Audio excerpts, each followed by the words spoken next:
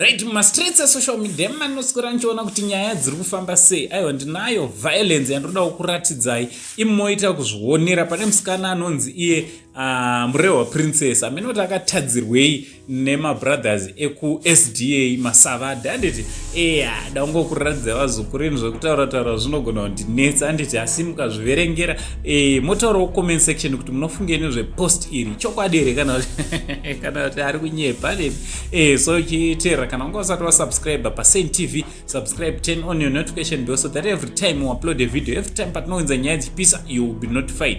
Nichitoti zviri kudi kwese kwamuri vazukuru vasekuru Saint post randauya naro vazukuru ndeiri.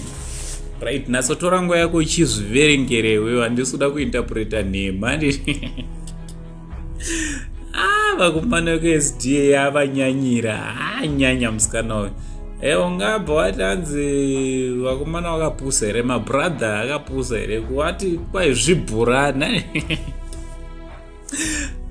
ayaya zvinhu zvacho notozvishayira kuti zvizvine zvichiitika.